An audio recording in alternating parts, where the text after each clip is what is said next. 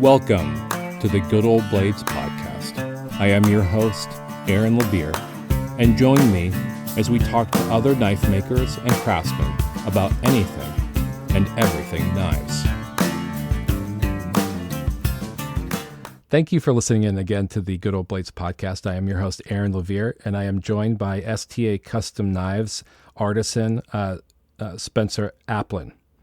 Now, right previous to us starting the recording, I pronounced it wrong, and I said Alpin, and Spencer reminded me it's Aplin. So if you look at his name, I encourage everybody to actually pronounce it correctly, because I was wrong at first, and it has to be noted, even though we didn't have it actually as part of this episode. But the reason why I wanted to have Spencer on is because I've been following him for a long time, and I've always associated his work in knives to the way that the old masters would sculpt stone and marble. He does just a superb job of applying his particular flavor of artistry to knives. And also we have a lot in common with having family members with various types of disabilities, and how we manage being the heads of the households and working with them. And Spencer, it's a real pleasure to have you on the podcast and to talk about you and your life, and I just really appreciate you. Well, I got to meet you and your daughter at Blade Show, Texas, and I just fell in love with her. I mean, she's such a cerebral person, even though she's a little adult is what she is, and I'm used to that because my wife and son have osteogenesis imperfecta, and so they never really get to be a kid either. And so it was one of those deals where I recognized it immediately, even though they have different disabilities, but you can see it, the intelligence beyond the disability, and so it just warmed my heart. Now, that was the highlight of my show, getting to, to actually chat with Steve Schwartzer and several other makers there that I've always looked up upon was not it. Your daughter was, that literally made my show.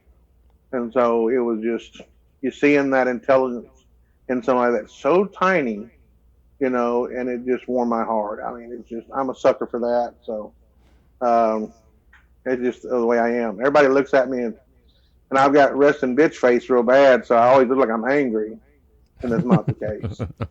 No. And she wasn't scared of me at all. So that was pretty cool.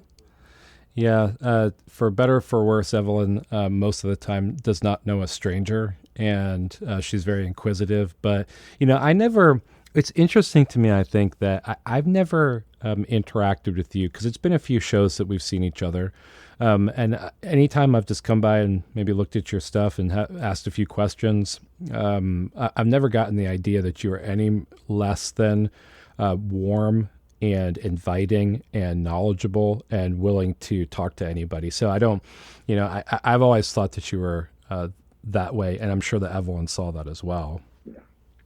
And, but no, she's just adorable and so smart and so inquisitive about everything, wanting to learn, she's just a sponge. And my son's the same way. And so I was seeing my son through her in many ways, even though he's much older than her now.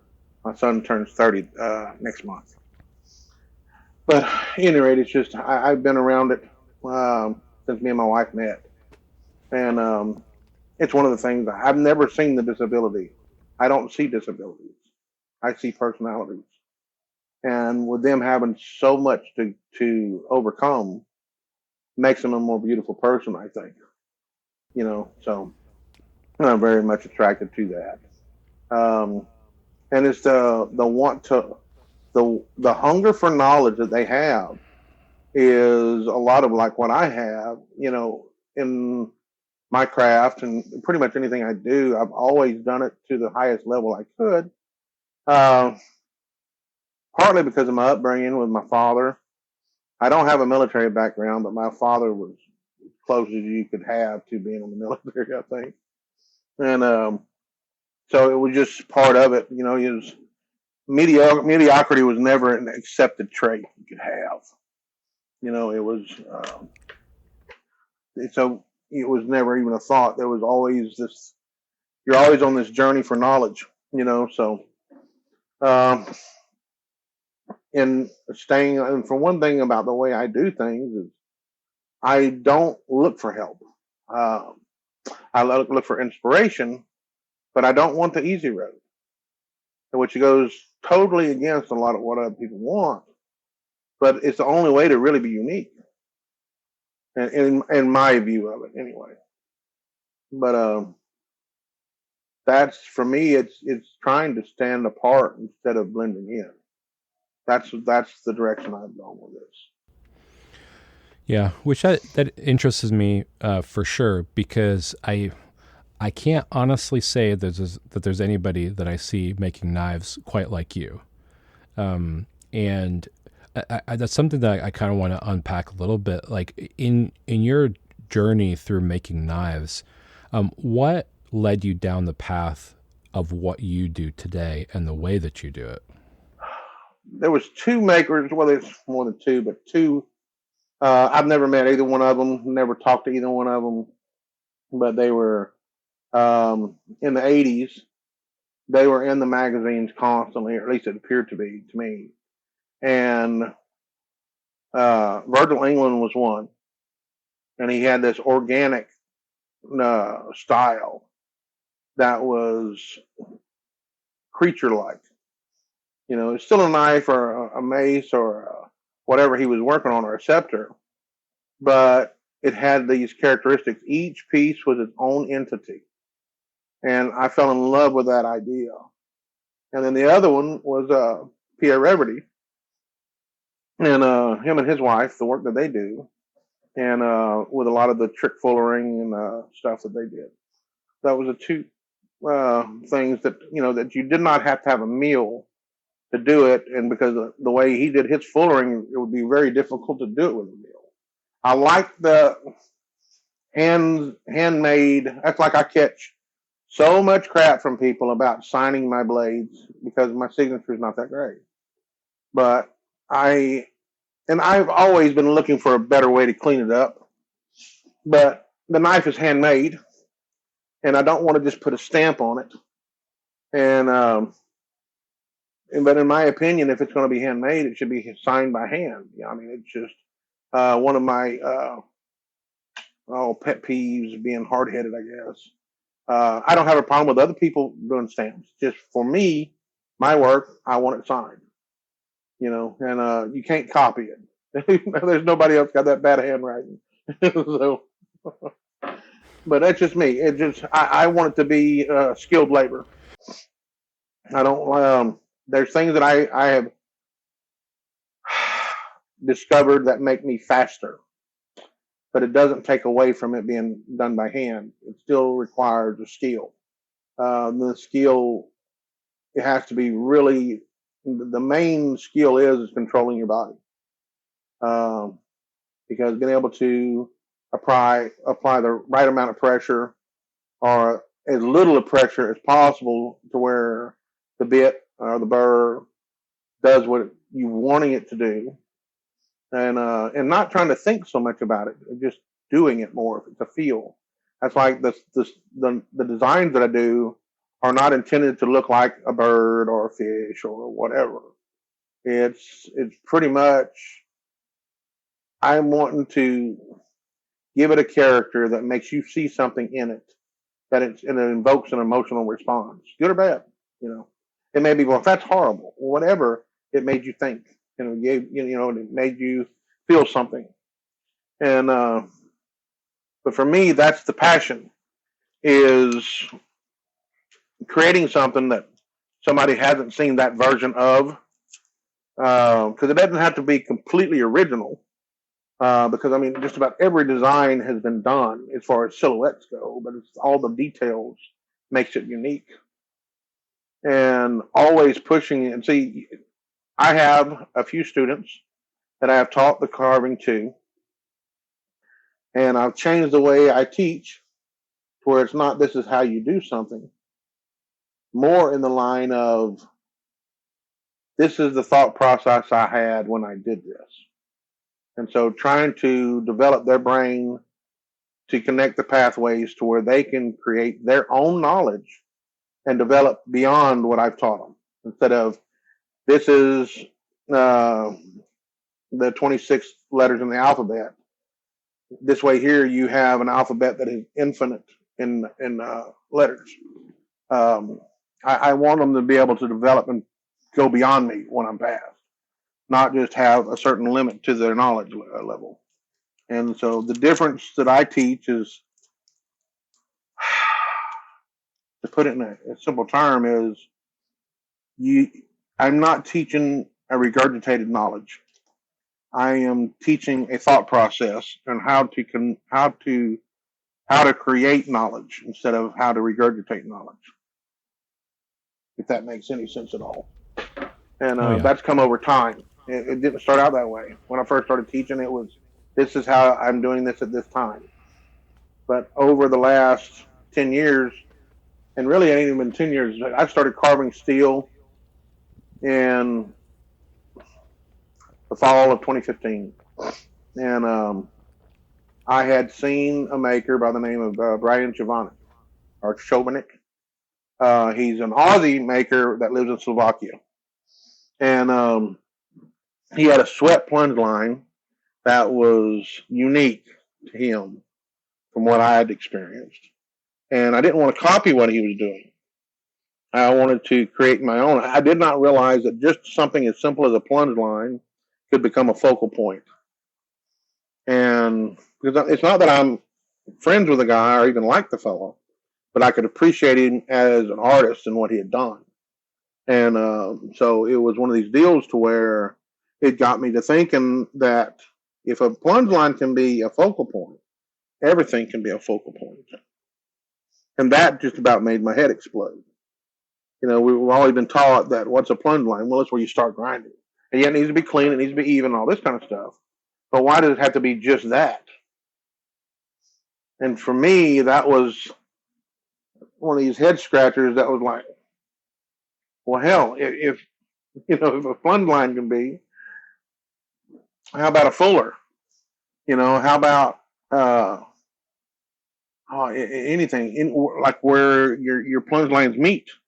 Why can't that be a focal point? I mean, it would just so I started experimenting with all those points and places, the spine, not doing file work because it was done so much. Anything I'd seen done a whole lot, I avoided, and because again, you're trying to create uniqueness. And so the easy path would be to go follow a trend. And but I thought I was gonna be smart. I was gonna, okay, I'm gonna be doing something nobody else has been doing or not done often, and done in a way that I'll be popular in no time. Well, there's no supply, there's no demand. It was one of these like, oh crap, I made something unique, but I'm the only one there that's enjoying it. It was sort of a backfire type deal, and then you do stuff and you don't realize anybody's watching. You're not getting any feedback, and so it's and for me as a maker, the collectors didn't learn from me; they learned from the response from the makers. Okay, when you're doing an altered plunge, the makers just see, well, it's a different plunge line. It's the response of the makers going, how in the heck did you do that?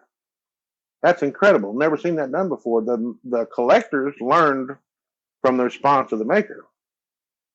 And so it was just something for me. I didn't know whether to keep doing it or throw it by the wayside, because, you're trying to fast track, becoming popular, because that's how you get to where this business becomes profitable. And but anyway, it was just a trip, and I'm still on it. And now the whole point is to stay ahead of my not my employees, but my students, because Pete Sloan from Sloan Custom Knives, and then Jordan Barthelot from JB Blades are two phenomenal craftsmen. And so, and they're doing, like, Jordan primarily does chef's knives, but he does fighters and EDCs too. And then Pete is not retired yet, And so he's a school teacher, and he's got 9 kids. He's got 5 that are adopted, I think, or 6. And then, so he's part time. He gets to do a couple hours a weekend. Is it? And but he's a phenomenal maker too. And he's been growing faster than after I've gotten Jordan as a teacher, because then he had some competition, and so I kind of get a kick out of that. And but anyway, they've become really good craftsmen, and they've always been great people. And so that's who I was attracted to them to teach them, was because of what kind of person they were, not how good of a maker they were.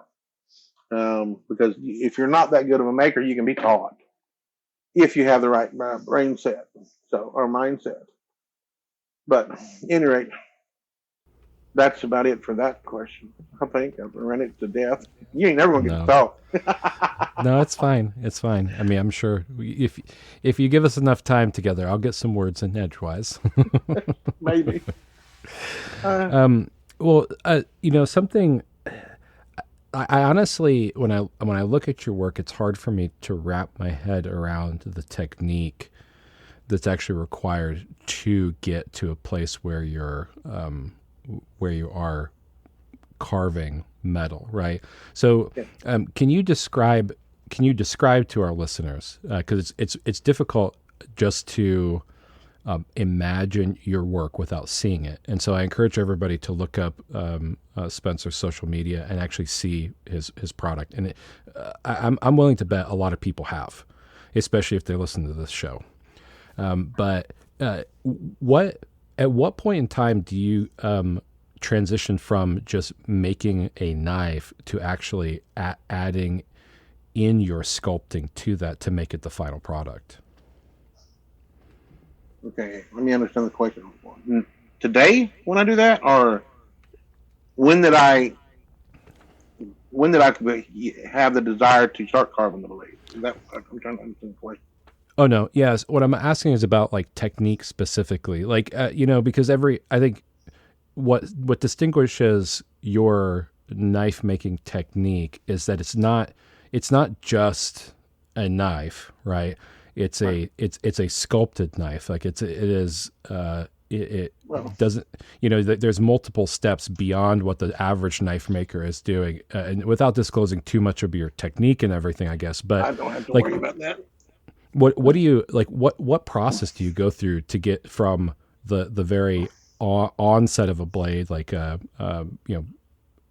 profiling and everything, to where you're carving everything? For me, it depends if I'm making an order or if I'm just creating. I would love to get to a point where I could just create what I want. I'm not there yet. But a lot of my clientele, the order starts like this here. I want a 10.5-inch blade. I want it to be a fighter or a Bowie style. I want a walrus ivory handle, or I want whatever. I want nickel hardware, copper, whatever. I like big guards. I like little guards. I want pommels with a lot of, flair, whatever. They give me a brief description, and or they'll say they like copper mye, or they like just bright nickel, or whatever. Or they're like a dark sinister. Like, what is the mood of the blade? And then I'll run with it from there. Because it's never to meet their expectation. It's always to exceed their expectation. And so it gives me a lot of creative freedom. When they tie my hands, I don't like doing the build, because then all these ideas rush into me, because in the beginning, I don't know what it's going to look like either. I have an idea. And it's sort of like looking through fog. And over the years, it's gotten a little bit clearer and a little bit clearer. But I start with a handle material, and then that gives me a little bit of inspiration, because sometimes it has patterning or whatever, and it goes with the color scheme. Like if I'm doing Stag, or if I'm doing walrus ivory that has the browns and the copper colors and stuff in it, I want to use steel that has. We're really blessed now to have options of like copper mye and bronze mye and bright nickel in the mix, and be able to have all three for that matter. Um, so it gives you a lot larger color palette, even for your steel, and so you can really tell a story pretty well. Um, and so for me, it's okay. Okay. Then the blade style, depending on the style, like a Nessmuck gives you certain windows behind your plunge line. However, I alter the plunge line behind it's going to leave a certain shape or whatever. That's going to tell me, okay, I can only do so many things in this area without having to come up with something totally unique, which takes sometimes a little bit longer. Sometimes I just happen to see it. And then it's just bulking out the material. Then how deep do you go? I've started out. You don't have to go as deep, depending on the steel. If you radius things just right, because what happens is it plays light off of it to make it look deeper or shallower. A lot of the people that see the knives think that the carving sticks up a quarter of an inch, and most of the times it's a 32nd to a 16th if it's deep. I have gone deeper than that to where it's like a 16th is really deep to 3/32 on something really deep. Um, but it's not necessary in most cases because the carving is not. See, I'm using a lot thicker steel than this is the norm, and so I'm not just giving it, you know, character. I'm also getting rid of weight. What's a fuller for? It's to remove mass without sacrificing strength. Well, I'm doing that in a decorative way also in the carving. Um, Reducing drag coefficient is another thing that I'm also doing. It has multiple reasons for doing it, but you're doing it in a decorative way. So you're not in. See, almost never put form over function. It's always done in a trick way to where it actually enhances performance. Less drag coefficient, more balance to the blade, makes a faster blade, getting rid of weight. Even like when I did um, it won, what was that, 2018? Uh, Chad Nichols' Best Fighter. It was the Night King. It was a dragon skull head for pommel, and I carved it out of a solid piece of nickel, and then had to hollow it out, and I just do a creative anchor system on it where I had dual anchors, uh, where I had retained the strength, but I was able to dial the balance, and even with that massive, looked like a huge chunk of nickel for pommel, but I was able to balance it out, and so I got the weight just right to where it was a very fast blade. The sub hilt I just finished and all the copper, same thing. You're not just making a piece that's just going to sit there and be looked at. It could be used and used well.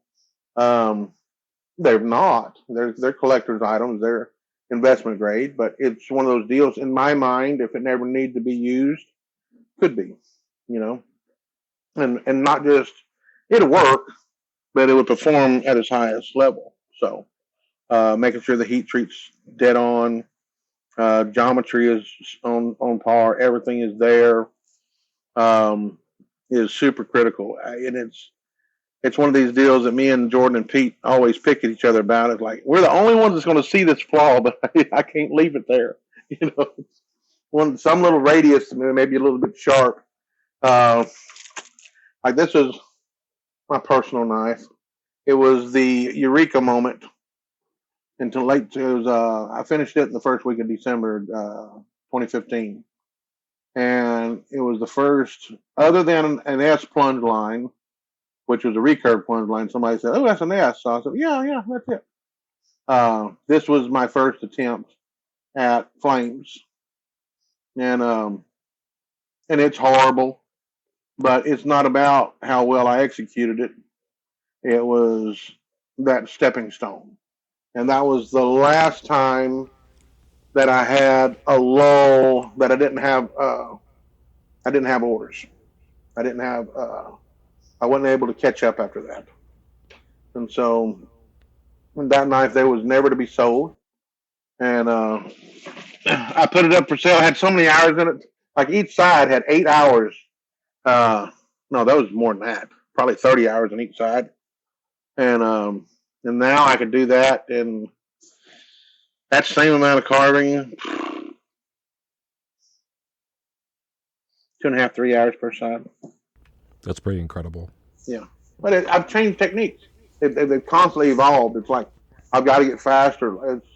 That's the whole thing. There's no one to ask for help on this stuff because you're doing things. I'm sure there's somebody somewhere, but where? You know. And to me, it's the fun of figuring it out. I mean, I'll be like a little school kid, just giddy as hell because I ordered one thing, got the wrong thing, and the wrong thing works better than what I had originally ordered. So it's just dumb luck sometimes, meant to be, whatever you want to call it. But to me, that's the fun part of it. It's just the figuring it out process. There is no answers to the test. It's you got to figure it out and overcome adversity as you see it. You know, what I'm thinking about is that, it's the same way. I think that I don't have to make a tie-in with disability. I'm going to make it because it's like it's important for people to understand. I found out that I had type 1 diabetes at 16, and I was like my cousin had it, but he had it when he was real young. And so I found out because I got sick, and then I ended up in the hospital, almost died from it. And out the other side, I was like, all the things that I enjoyed in life to that point were then things that I couldn't, like being able to go for a pizza party or eat a cake or whatever. It's a fundamental disability because it's related with what you eat, right? And my entire world was turned upside down, and I had to navigate through a space, being still fairly young, where I didn't really understand the rules. And I was able to do pretty well with that. I wasn't in a circle where I dealt with a lot of disability until my daughter was born, and then I was kind of forced again into that situation where. I loved her from the moment that I saw her, and her heart condition and everything never seemed like a mountain that was too high to climb, or that I wasn't willing to do. And I think that life with diabetes and dealing with that form of disability, because it was an autoimmune disease, it wasn't weight related, right? But it's helped to prepare me for to appreciate my daughter in a way that I don't think that I would have otherwise. Like it never seemed to me like anything that we were going through was a burden. It always seemed like it was a blessing. Every day was a blessing. Every day was a gift. And I think that sometimes like life turns you, like sculpts your mind and your spirit in a way that you can then be prepared for a certain type of purpose. And every time I talk to you, I'm constantly reminded that you are very receptive towards turning situations that other people would probably it would be the end of their day and it would really ruin them, into a situation of opportunity, right? We gotta rewind. Growing up and everything, we didn't have nothing. We were poor. Or we were told we were poor. We were actually pretty blessed. We ate good. We were loved. Um, Never really needed for anything. Wanted for stuff, but never really needed for anything. We always had electricity, and we was always fed. We might not have got gifts at Christmas, but we had each other and we ate real good. And so it gave me a whole different outlook on that. But then I didn't realize it until many years later that I had thyroid issues. One of the side effects of thyroid issues is depression. And for me, it would piss me off because I'd get depressed when everything was good. When I had nothing to be depressed about, I'd be depressed, suicidal as hell. And then I'd moved to Texas and got introduced to the lady that was going to be my wife. And because my cousin's girlfriend had caught me with a pistol in my mouth a few days before.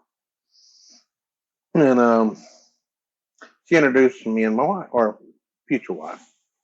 And here's this little woman that's 2'11" and just a firecracker. Okay.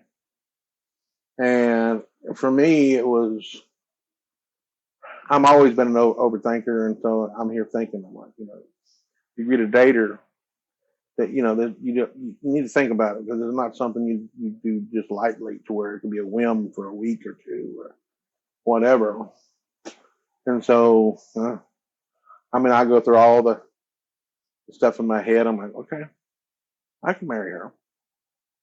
Before I agreed to date her, I agreed, without, something happening, family hating me or whatever, or some personality trait I didn't know about.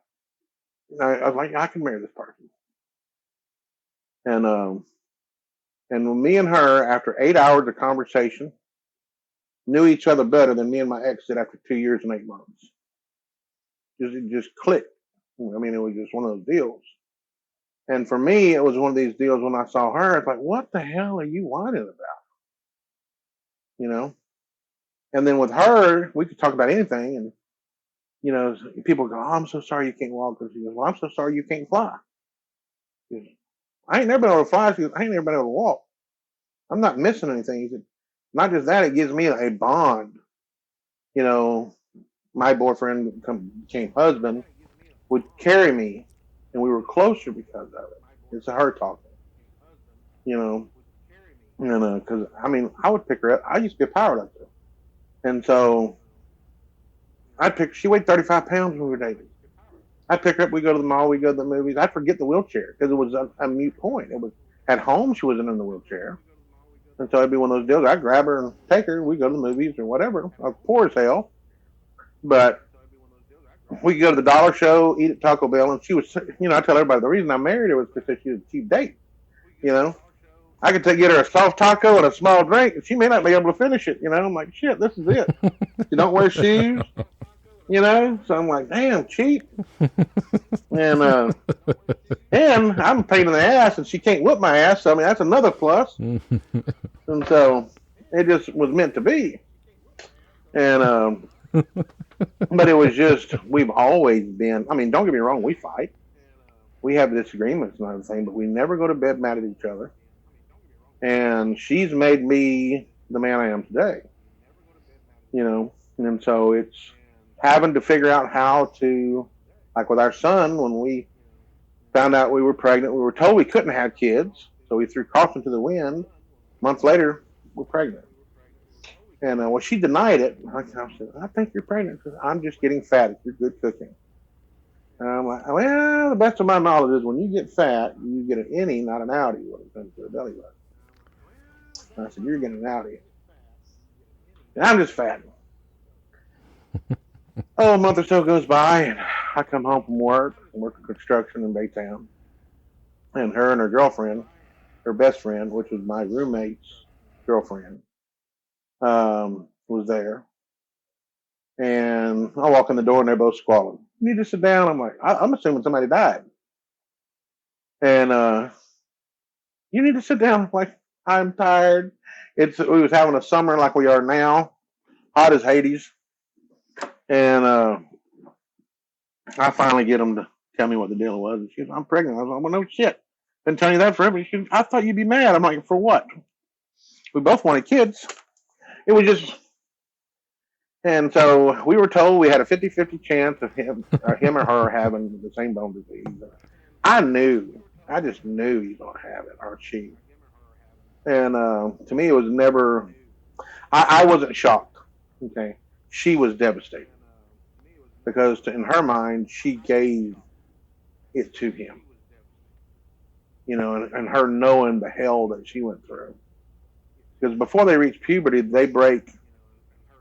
You can't imagine. I've had people, if it wouldn't be for some really good doctors, they'd have both been taken away from me. From all the breaks, Well, how did they break? Well, he sneezed. I just put my hand on the bed to change his diaper and took the support out from underneath by pushing on the bed, and his femur broke. It's just that easy to break. So they've had hundreds and hundreds of broke bones. My son's had numerous surgeries. He's had the bones taken out of both lower legs, cut into 5 pieces each. They took 2 inches out and threaded them on steel rods and put them back in. And they did both of them at the same time. And did that twice. And so there's, what he's gone. And when he come out of surgery, he was not worried about him. He was worried about me and his mom. That's a trip. That's a mental trip there. When he had the scoliosis surgery, the first and second time. Oh, yeah. He was not worried about him. He was worried about us. Are we okay? And to me, that gutted me those times. But it gave me a whole new look on life. It's like self-pity in this household is not allowed. Because we've seen the ones that need it, and we don't have it near as bad as they did. When you go, if you ever get self-pity, go sit in a smoke pen at a hospital, especially like a trauma center like Herman here in Houston, and you'll find out you ain't got no problems real quick. Mm-hmm. That's what straightened us out big time. And but it was just, I think everybody needs to go through it because you have to go through adversity in life to grow. You cannot appreciate anything that's good if you don't know what's bad. It would be boring as hell if you didn't have both. And so realizing that sometimes bad things are good things. That's the kicker. And so just because something bad or you perceive it to be bad right now, maybe one of the best things, like when I snapped my Achilles on my left leg, I've always had a solution to the problem. And I had no solution. It was tripping me out because there were so many people dependent upon me for a living.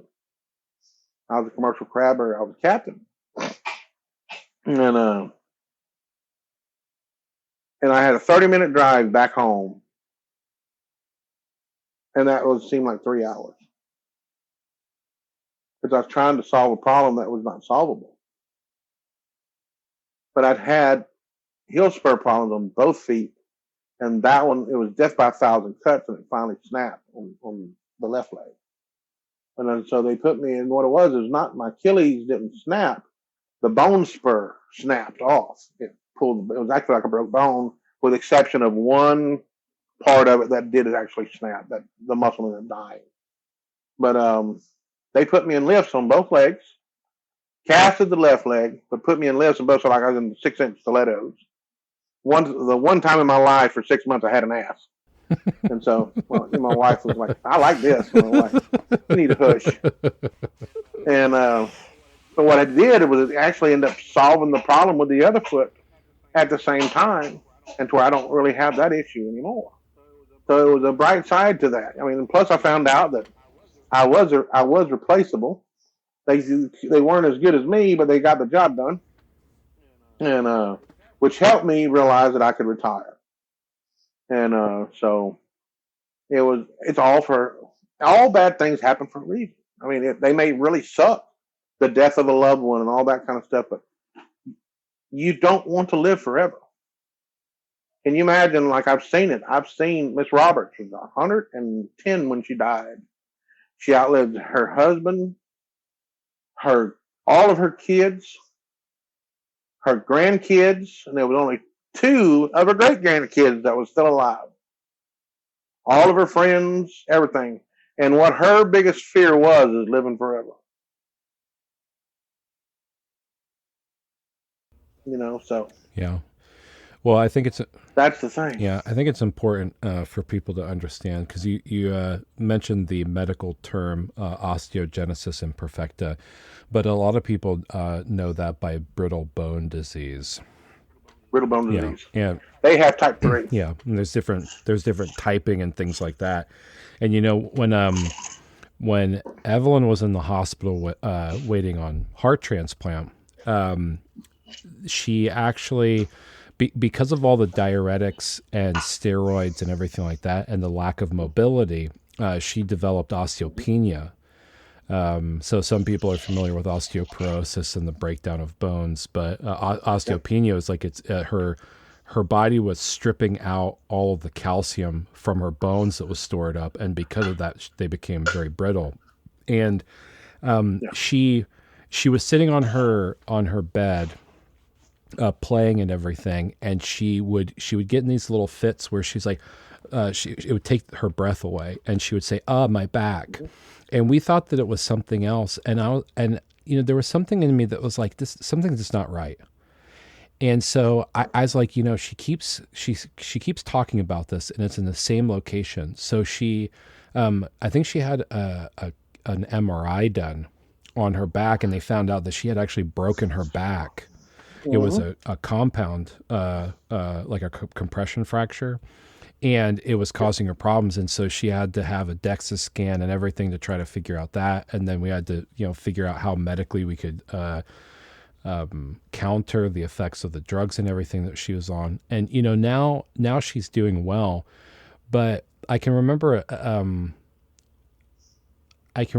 how terrible I felt with the fact that she had broken her back, and so many times she had just like screamed out in pain and everything, and I thought that it was just either her throwing a fit or her acting out. And the moment that I realized that my intuition was correct, that something was wrong, but then that how severe it was, it really broke me. In a way that's not hard to be broken by. It's nobody will ever understand until they're in your situation, and the stuff, especially as a father. I mean, it goes the same as a mother too. But there's been nightmares with them of seeing them fall and trying to catch them and then splatter. That's like when we had his scoliosis surgery done. We were, I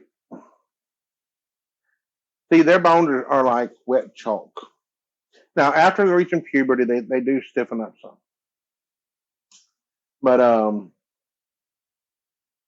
the thing was with them, like with Lisa, she never had the scoliosis surgery. She got severe scoliosis, but she never had the surgery done, and so it affects her her breathing and all that kind of stuff. And it's sort of like COPD, but it's strictly for people with OI that have the compression of the internal organs from the spinal collapse. Yeah. I think her pulmonologist, the top one in the United States, says he knows of like 4 other people with OI that have the same thing. And we're trying to prevent that from happening with Alex. And so his bone doctor, now you don't understand. I'm not mad at him about it because there's so much unknown that with him, he's the kind of doctor that's like, okay, we can try this here. If it doesn't work well, we tried. But just to leave it alone, it's worse of a crime to not try to fix something, and maybe it doesn't work, and you're back where you were in the beginning, versus just to assume it's not going to work. Okay, so we agreed to the surgery, and Alex had been cut on a bunch already,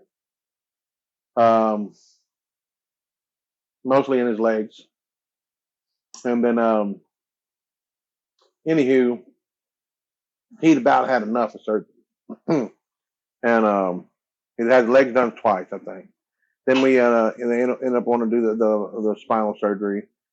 They went in there, and we was in there for 2 weeks, and never looked at the incision because it's only as sterile as the first time.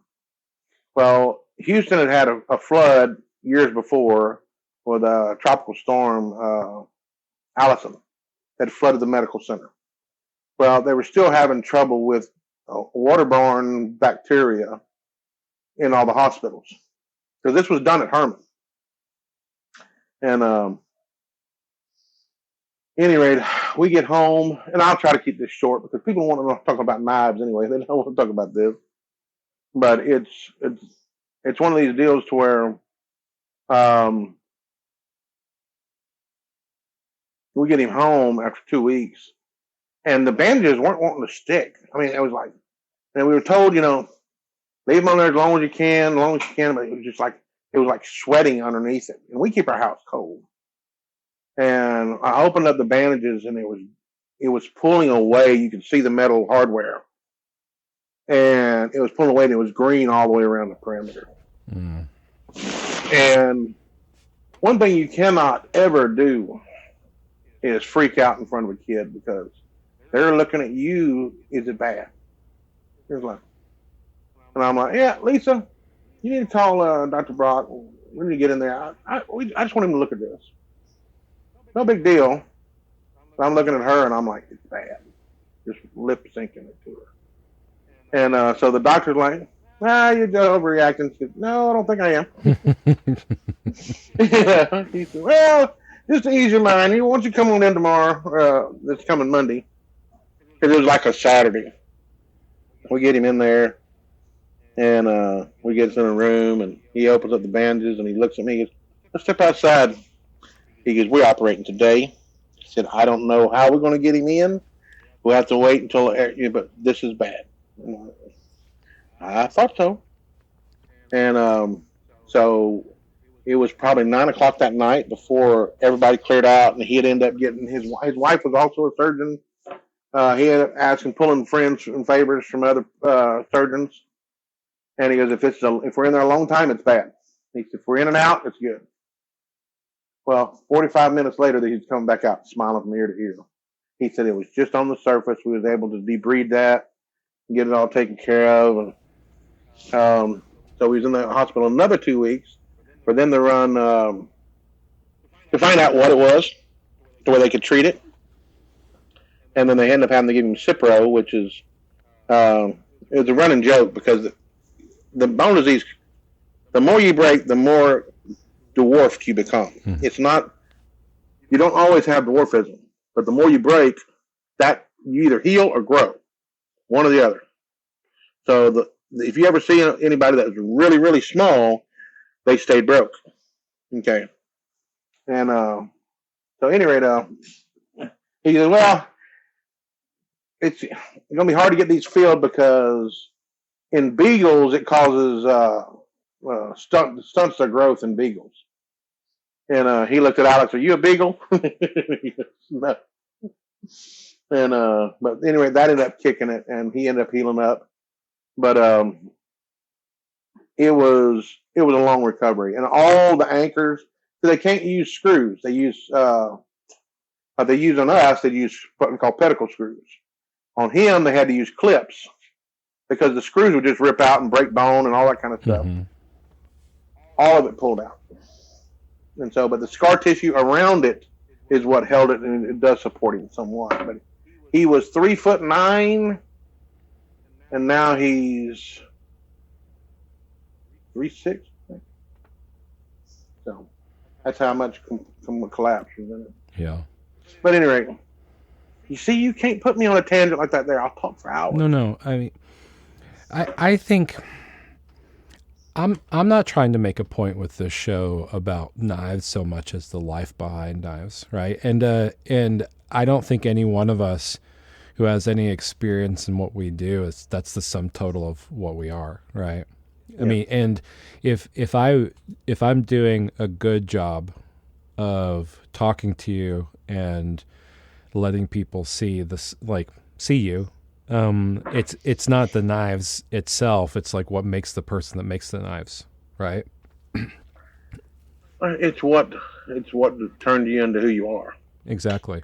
And for me, it was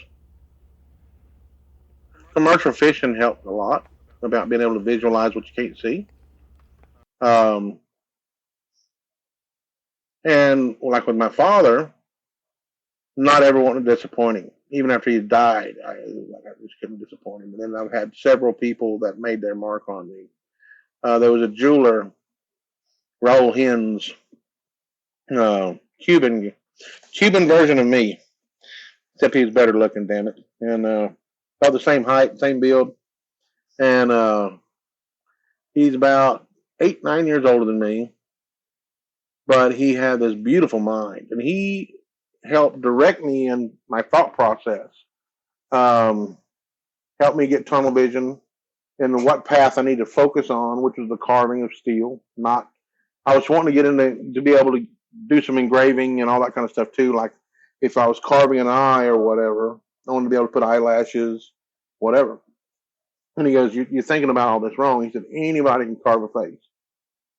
He said, "But what I was even doing then to some degree was giving it personality, but not being, oh, that's a spider, or this, oh, that's a flower, or whatever. It was leaving it open to interpretation, impressionistic or impressionism." Um, and so he said, don't put the period on it or the exclamation point. He said, let somebody else in there, whoever sees it can say what it is to them. And so, and that's why I have a hard time naming them. Some of them that they name themselves, some of them that don't. And but it was just trying to give them personality to where they're almost like a child, or um, and so it meant a lot to me that way. I mean, I care a lot. I mean, I'm very passionate about my craft, and when I create something, I want to put the effort into it to where it wasn't just here's another one. I don't enjoy making just a tool. I've made tons of them, but I want to give it character. I want to where you know when you see it, it speaks to you. When you hold it, it speaks to you. When you use it, it speaks to you. And so that's not the trifecta is not hard to, I mean, not easy to achieve. And that was one of the things that with Raul, he was like really pushing me in this direction without knowing what this direction was really going to turn out to be. Because I'd done some carving of pommels and that kind of stuff. And so for me, it was that. And then Mark Manley is a good friend of ours that was a machinist and ended up becoming Alex's one of his teachers. Um, Him and his wife couldn't have kids, and so he ended up eventually becoming a school teacher. I said, "Now you got more kids than any damn body I know."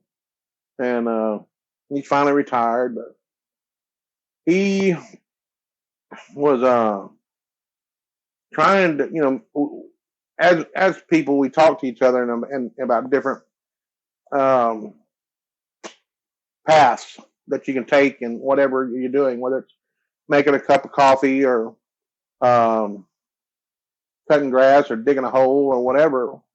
You can do it to a certain level and go, yeah, that'll work. Or you can take it to another level. And you may be the only one that knows that you did that much effort into this, because it could be just something totally mundane. It doesn't matter. It's one of these deals to where you're only given so much time on this planet. Okay? How much of it are you going to waste? You don't know how much time you have. It's one of these deals to where you were gifted this ability to do a plethora of things. How much of it are you going to half-ass? And how much of it are you actually going to apply and do your best to? Whether it's being a father, a husband, a boyfriend, a brother, a sister, an uncle, whatever it is. You have to make this decision of when it's your time, do you have any regrets? And this is also a form of immortality, to where you're leaving your mark. And it's not all about what you build. It's it's the spark you put in another person's head. It's that little girl that comes up to your table that just, you can't disappoint her, you know? To me, that would have been just a travesty. It's understanding that you're not a small thing. Yeah, you are a grain of salt, you know, or a grain of sand on a beach.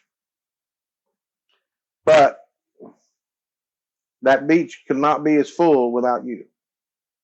You see, and you do make a point, and you do make you are pertinent enough to make a difference. And it's when you never fail in trying. You only fail when you don't try. You don't put forth effort. You know, that was for me was analyzing what other people have done for me, and it seemed, you know, I thank them, and they're like, "Why? I didn't do nothing." But you pointed me in a direction. You made me rethink the situation. You know, it's you didn't give me the answer. That's the thing. You made me think. You know, to where I end up um, coming to a different answer than what I thought I was looking for. You know, and sometimes they're not right, but sometimes they are. And sometimes it leads to a future date of you having another eureka moment about that causing this. It was a butterfly effect, you know. So it's like I wouldn't be who I am today without meeting her. It's like I'd still be crabbing if it wouldn't be for her, or I'd be dead. But she wanted me to stop and, well, I still could and follow my passion, something I enjoyed doing, you know. And so I'm like, well, I'm not good enough to retire. She goes, well, get good enough. And so I did. And so that's the thing. It's if I leave anything when I'm gone, it's effort. With enough effort, you can reward yourself and others. Okay, and it's all an effort. We can all do it. You know, it's not about hard or easy. It's not hard. Maybe time consuming. It's not hard. Nothing is hard. You know, it's time consuming. It may be frustrating, but it can be so rewarding finally figuring out a problem. You know, that's the thing, and that's what becomes addictive. Is when you see the struggle in between your ears, which we all do. We struggle, and then finally getting the answer to that, figuring out a answer, not the answer, a answer to that equation. And it's like, oh, finally. And then you start thinking about, well, what if I'd have done it this way? You know, and then that's where I'm at now. There's 1,000 ways to skin a cat. And so I do stuff certain ways, and it's like, this is still taking me too long. There's got to be a way I can do this faster, cleaner, and get from point A to point B a day quicker. And and that's like with these people in here, it's I'm losing my mobility, but how can I overcome that to the point to where they're not having to do without because of me? So it's not a struggle every day, you know, a certain struggle. It's multiple struggles, and it's just part of it. And is it fun always? No, but we all have them, everybody, you know. And without the struggles, it would be boring as hell. I would hate to have an easy life. To me, that would be horrible. There would be no fun in anything. Yeah, I've thought about that. You know, there's times when life has been real hard. You know, and there's always this portion of me that's like, when will things relax, right? Like it's not that they won't be like full of controversy or full of drama of some sort, but can they just relax because I'm feeling like the weight of things quite a bit. And I get scared when everything's going good. Like, yeah, here we go. Yeah, it's fixing to happen. Yeah, I totally agree. Like I think there's probably, for me, the thing that I'm not going to say I hate it, but the thing that I feel makes me squirm a little bit is pity, because life has just taught me to be able to have big shoulders and to do big things and to suffer, and I wish in some ways it was a little bit easier to exist in a world where you could suffer and everything, and the first thing that you experience with other people who maybe don't suffer is pity, right? I mean, I get it. Like, there's sometimes that people look at my life or whatever, in all of its controversies and all of the many ways, and the respect is something that comes out of it. It's like, man, that guy can withstand a lot or whatever. But I by and large, the first thing that people think of is pity. And it's the same way as, like, I look at Evelyn, and man, she has suffered so much, far greater than I have. And in some ways, in all the ways that I think it matters, she suffered more. And yet she can sit there and she can go to a knife show. She can do something that's like, it's started as a me thing, but she loves to go to knife shows now. And she likes to look at handle material, and she likes to get stickers. And she's just like, she's added an element to knives, and knife making and going to shows that I wouldn't have had if I didn't invite her into that. And if she wasn't as interested in it. Well, it's daughter daddy time. Yeah. The thing is, sympathy, it's not allowed here. I mean, that's not accurate. Self-pity is not allowed here. Sympathy is definitely allowed here. It's actually promoted here a lot. But pitying somebody is not. Because when you see how bad it can be, don't pity us. That was why nobody knew that Lisa and Alex had this disease or anything forever. They could hear them in the background when I'd go live on my Sunday chats. They'd hear them in the background, or they'd talk to them on the phone, all this kind of stuff. But I never let anybody, because I did not want anybody pitying me or buying my knives because, it would help us out and all this kind of stuff. And it was just, and then 2014 we went to Blade Show, and they went with us.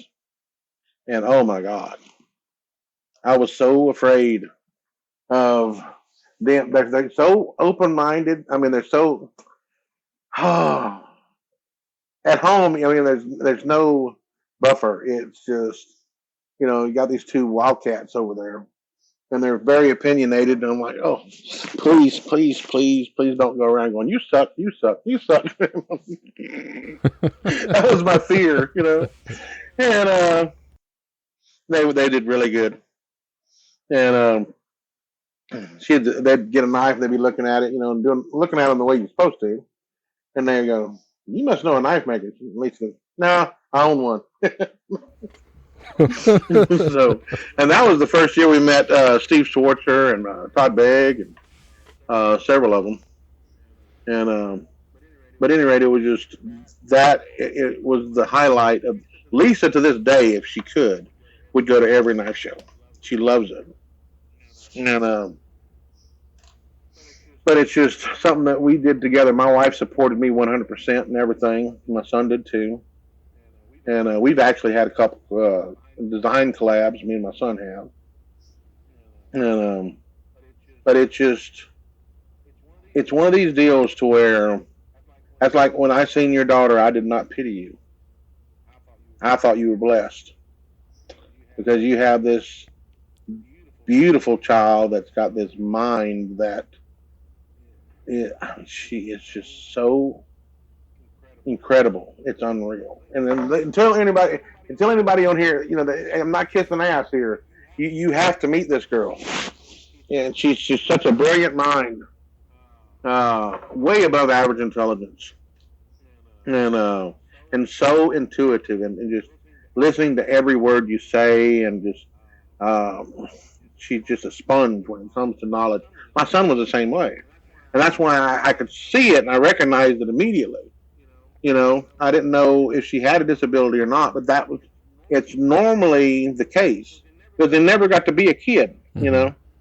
I mean, it was always they're surrounded by adults all the time, so they're a miniature adult, but more inquisitive like a child. But it was just incredible. It's one of these deals you'll never understand it unless you've been around it. Yeah. And so, but no, you are blessed to have her. Even if God should say something happened to her and she passed early, you'll have more of a better relationship with her than you might have had with a child without the disability. That's the thing, because you bonded more. You've had more of a bonding that stays there instead of going through a phase, to where they're daddy's little girl, but then, things change. The bond is going to be a lot tighter, a lot stronger. That's like with me and my wife and my son. Same thing. We're very tight. Yeah. But unless you've experienced it, you'll never get it. Yeah.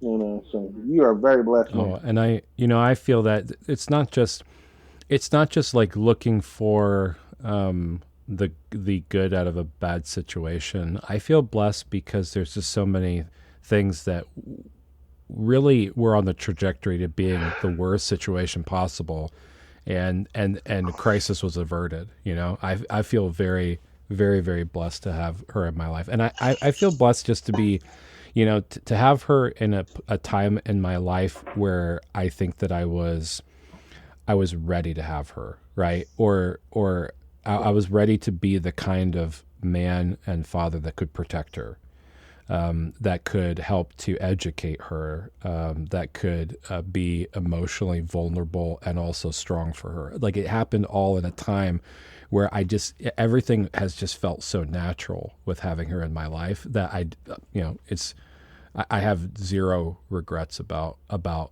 anything that I've gone through with her. Well, that's the one bit of advice I'd give you is this here. From my experience, is don't ever kick yourself for making a decision with the best intentions and it not be the best. Okay, because she's still young, and because that was like, for me, I regretted basically forcing him to have the scoliosis surgery, and it didn't do. The doctor says it did some good, but he could have damn near killed him. Okay, and that I don't know if I could have lived with that. But it was one of these deals to where, growing through time, realizing that you're doing the best you can. There's no book on this shit.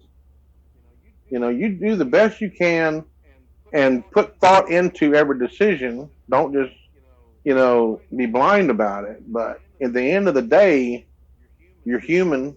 You're not perfect. But as long as you're doing the best at it you can, you can't beat yourself up over a decision that may not have worked out perfect. Okay? And because it will consume you. Yeah. Oh, yeah. But it just is what it is. I mean, there is no book on this. Yeah. None. Yeah. Well, and like the whole transplant journey, like they when you have kids with congenital heart defects like she had, HLHS, they go through a set of like 3 surgeries, and the idea at least is that you're supposed to get the malformed heart to pump both sides, and to do both like pumping and circulation redraw, right? and you're supposed to like wait that out until your heart fails basically, and then you get a transplant. So it's when Evelyn was going through surgery and she had a tamponade and her heart failed. Then they had to resuscitate her. She went septic and she almost died from that. It was like we were like minutes away from losing her, and they were able to like pull her back. It's just grace of God and just phenomenal doctors. All throughout that, they tell you there are worse things than dealing with this physiology where you try to make it work. Like transplant is not a magic bullet that solves all of your problems. She's been through they call it antibody mediated rejection once, and she's been through that once. We dealt with that last year. There's been many months and many like multiple hospital visits that just they really kind of screw with everything, right? All the like any type of normalcy that you have, it screws with it. And there was probably a point in time when I thought, well, hey, is this decision really going to am I going to regret it? But it seems like all the decisions that I've made on her behalf have always ended up giving her a quality of life. And I mean that she's actually had a life and there's been some quality to it, right? Because like the alternate is like it's pretty selfish in some ways where, she was diagnosed I think at 19 weeks in utero. And they said, hey, she has this issue and you guys could choose to abort her. And they were like, there's lots of parents that do.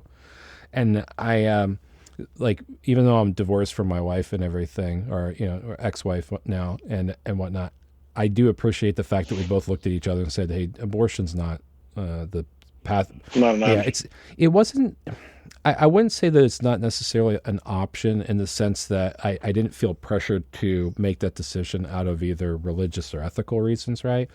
But it was like the thing that you're presenting us with is like it could be a problem, and we don't know what that road's going to look like. But we're both willing to commit to the bring her into the world and see how things go. And if she does well and we have a plan of attack, it's better to know that in utero than some parents who they don't get that chance. They find out about it after they're born, and then they have to race to try to make a bunch of really critical decisions very quickly. But there were times definitely when I thought, man, I just don't know if this is the best decision for her, because I was seeing her in medically induced coma for months at a time, or that she was, when she was going through the transplant, she was super weak and her back was breaking and everything like that. There were lots of times where I wondered if like what quality of life actually meant, right? Because everybody talks about it in terms in like kind of blasé terms, but they don't really think, well, hey, what is, put yourself in that kid's shoes and wonder, like ask them, do they like spending all the time in the hospital? Do they give up on all this stuff? And the reality is that Evelyn, for as much as she's been in the hospital and everything, and as much as she doesn't like it so much, she always finds a way to bring a lot of brightness into like some dark times. It has a lot to do with being loved and touched is the thing. It's like we were asked the same question when we went in for our first ultrasound. He had a broken arm and his head was bigger than his body, which is science. And anyway, so we were at Baylor College of Medicine, or the hospitals are connected, so they had us go to Baylor and to a team basically that was there to talk to you into aborting. And all they did was piss us off. It was not like we diagnosed. There is a type of OI to where it would have been the right choice. Okay, because that type there never lives more than a couple hours because they just have no structure at all. They're like a jellyfish. Their head's not round; it's flat. Okay, it's a horrible thing. And with that, that would have been the only choice was abortion because you're not saving nobody by being born. You know, um, but with him and it being the same type as Lisa, we had the knowledge to where he'd have a better life than being born to parents that didn't have the knowledge. So it's like he got to be taller. His legs and arms aren't near as deformed as Lisa, and so it was one of those deals. We knew what to do when he did break. How to isolate it. Because the thing is like, oh, you need to get a cast on that. I'm like, well, no, we need to isolate it because the cast is so heavy it'll cause him to break further up. There's a whole bunch of things. Here's like running the risk, using too much pain meds. They've learned how to deal with pain with minimal pain meds, and so it's a hard life, but they've had a lot of fun too. That's the thing. It's if they had to do it all over again, you ask the person, would you have rather been aborted? And they're like, hell no.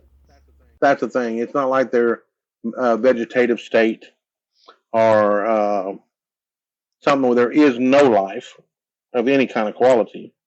Then I could see the abortion. I'm not one of these people that's anti-abortion completely, religious or non. It doesn't matter. But then for me, that was the deciding factor.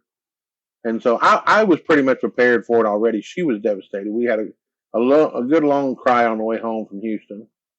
And by the time we was about halfway, I'm like, he couldn't have better parents.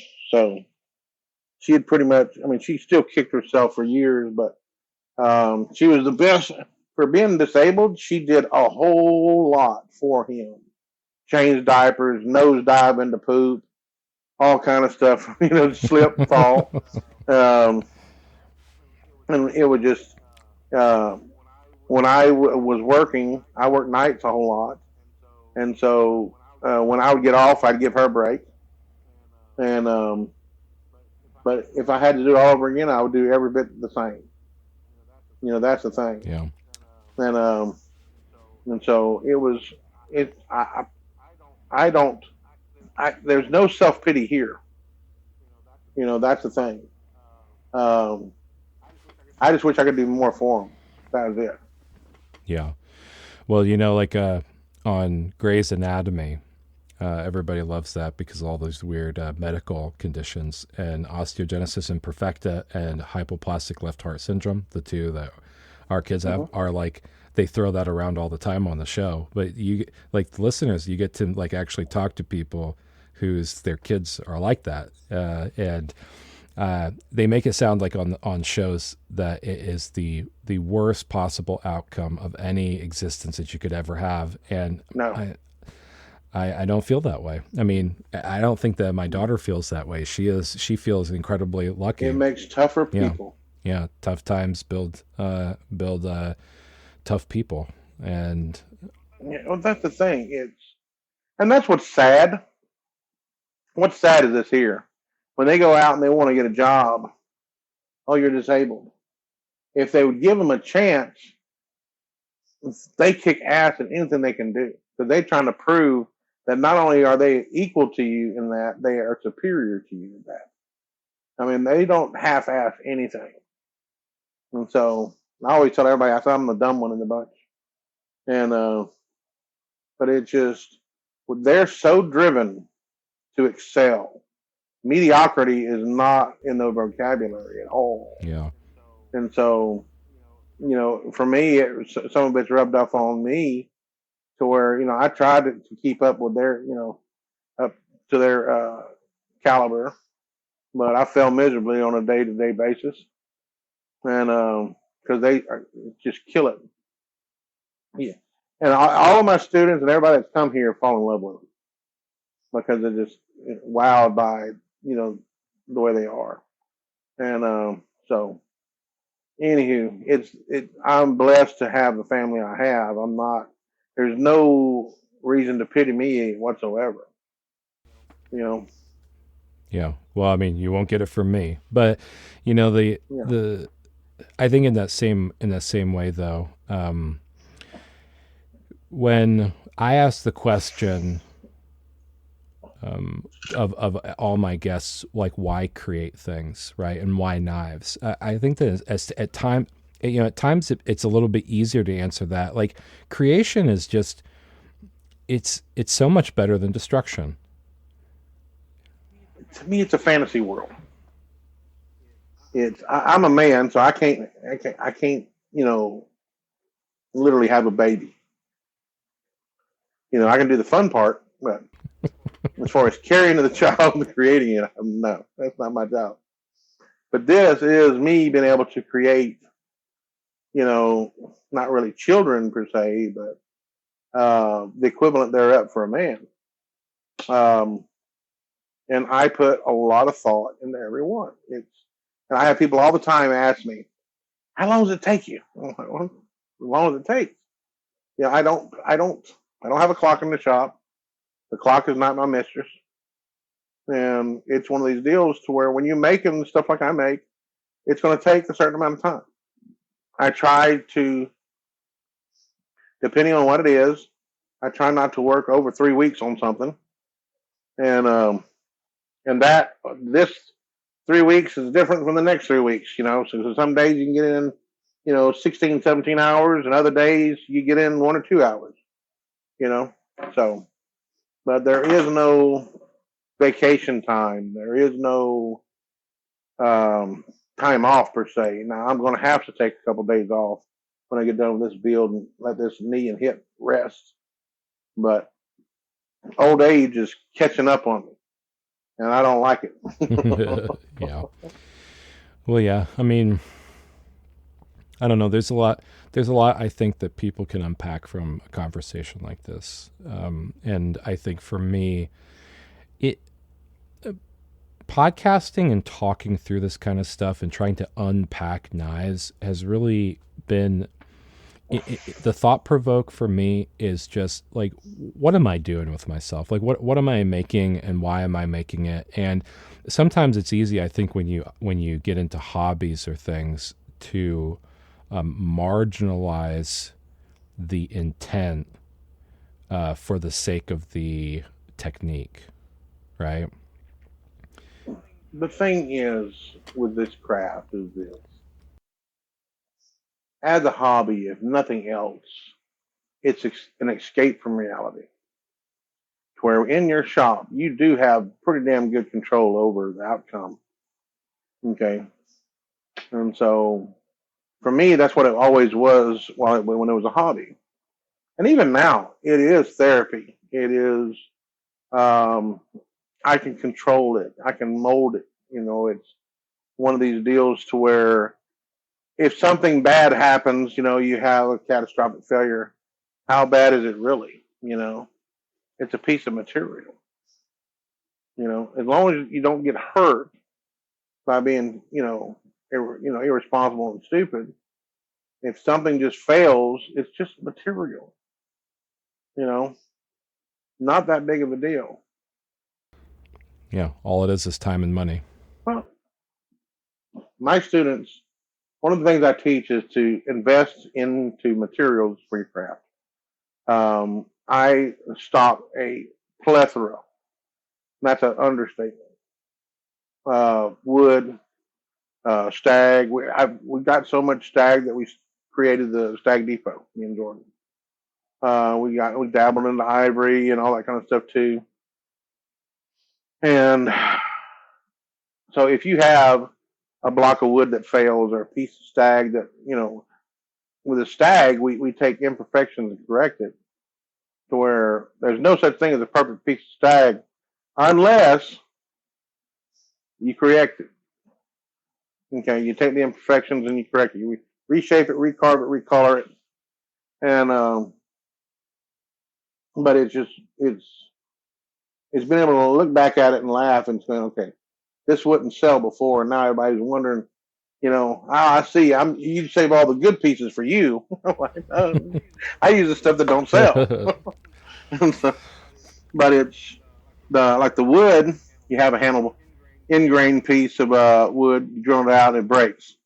No, you throw it in the garbage, go grab another one, go back right back to work. Don't whine about it because the time that you throw kicking rocks, you could have replaced it and be right caught back up in 30 minutes. And so teaching Jordan that was huge. It's like him. He probably has 30 or 40. Oh, he's probably got close to 100 billets of Damascus Samai. So if he has one fail, chunk it in the garbage, grab another one. Just get right back after it. And because what you cannot replace in the shop is time. You can replace handle material. You can replace tools, all that kind of stuff. Belts, epoxy, stir sticks, burrs, bits, shop rags, alcohol, carburetor cleaner, drill bits, drill presses. All that stuff can be replaced, but not time. Not 1 second of time can you replace. So that's the key. That's your most expensive commodity. That's what you charge the most for. Now, if you're slow as hell at what you do, you can only charge so much for it. That's like for me, I'm having to get faster because the way the economy is, yes, they should be going for this much money, but I'm getting half that. So I've got to make it at half that and still keep it profitable by getting faster. Okay, so therein lies the rub. And then with my body not cooperating, there's a huge problem there too. So I'm getting more money per knife than I ever have, but I'm having a hard time keeping up with the bills because I've become an old fart. So that's the dilemma. And so I've got to, it's like I need to take a couple of days off and heal up. But I can't afford to take a couple of days off to heal up. But it's fixing to make the decision for me if I don't be careful. Yeah, no, I get that. And then it won't be a couple of days. That's the kicker. And so I'm used to working every day. I don't find it to be work. I find it to be play. You want to see somebody go nuts? It's me, not in my shop. Even at shows. It's not bad at the show. It's after the show's over that day. I'm bored to death. I end up going back to the room and calling my wife and shooting shit with her. Because at least to me that's enjoyable. Yeah. Because a lot of knife makers don't think the way I do, so don't have a lot to talk about. And that's a problem I have severely. Is since I had no teacher, my way of doing things is really alien. And so some people think it's wrong, which they're entitled to think that. And so I have a hard time,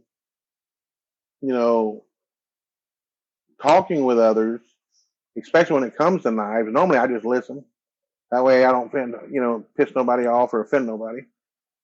And because I do things so different. I'm the proverbial bumblebee.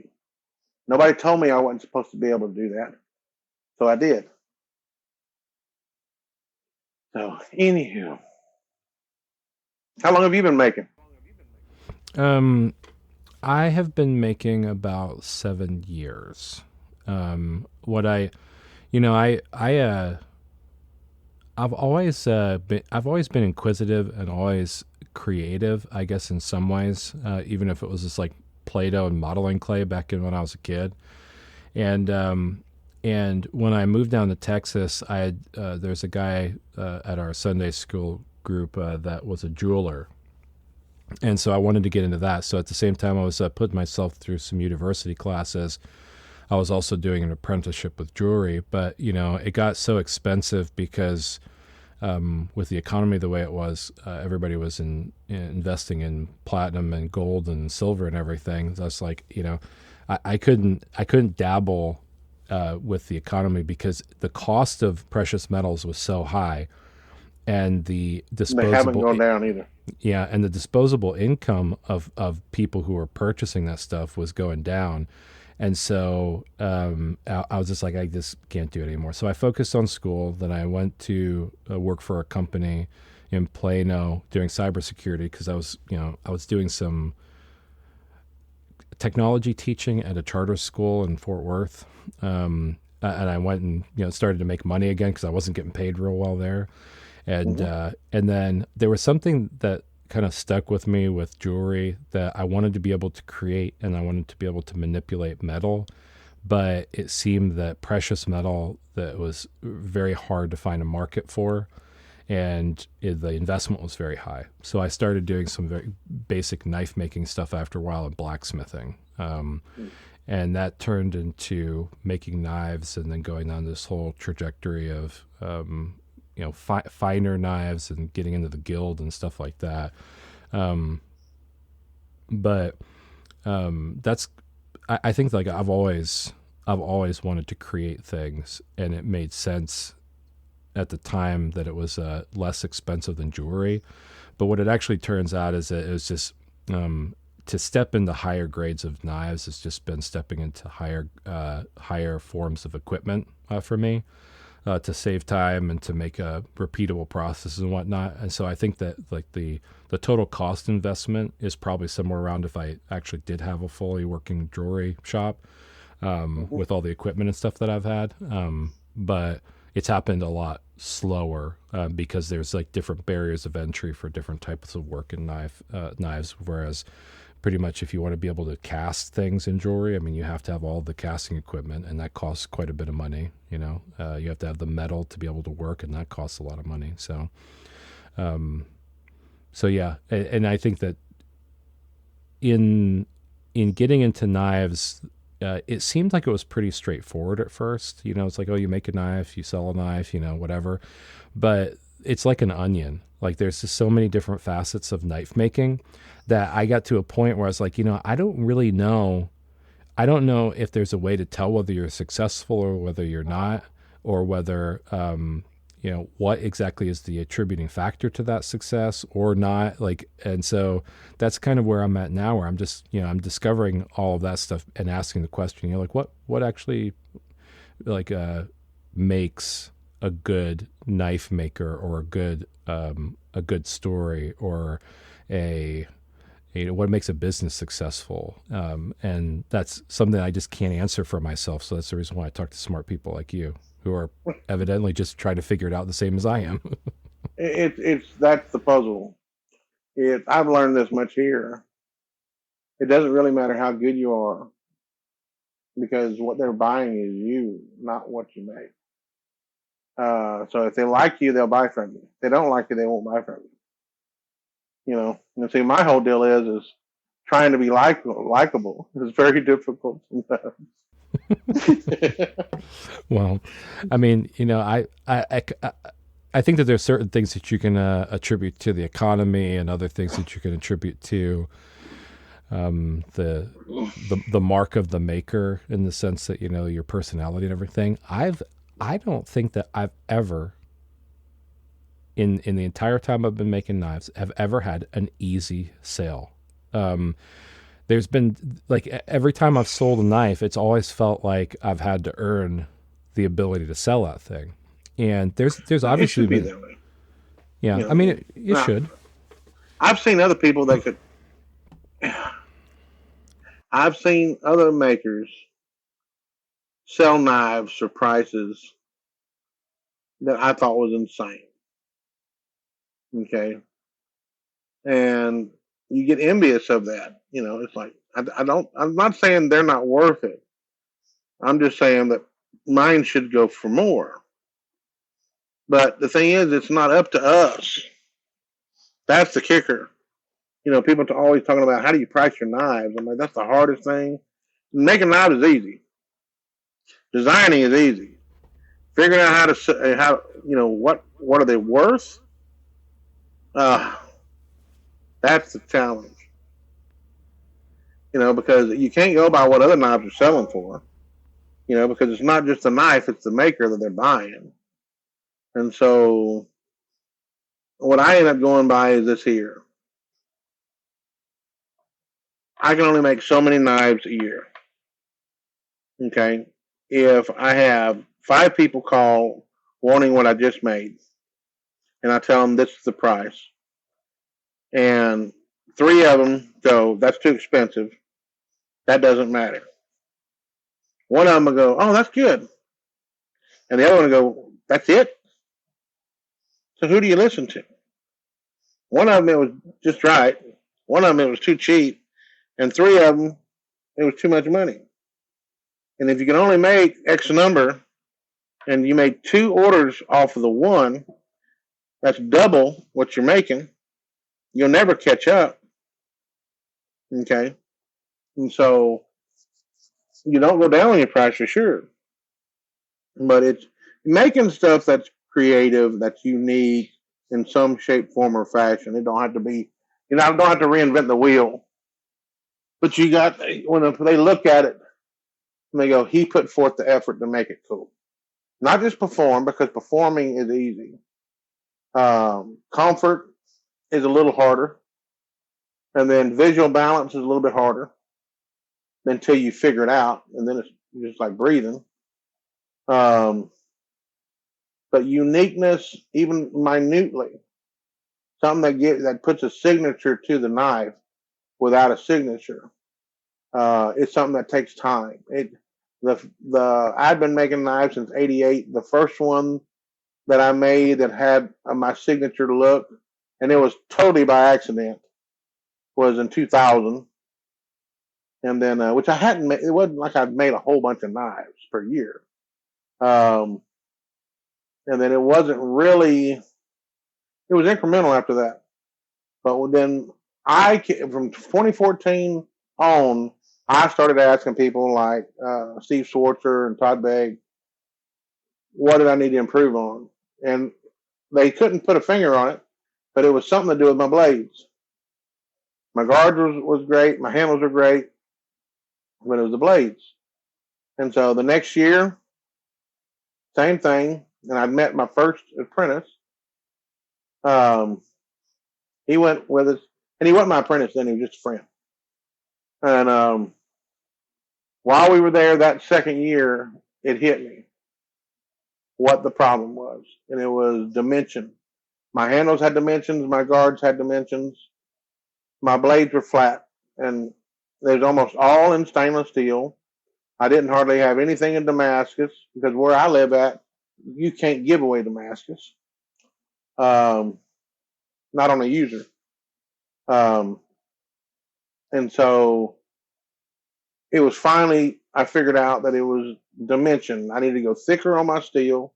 That way I could, start doing swedges and the altered plunges, that kind of stuff. And it just developed from there. And it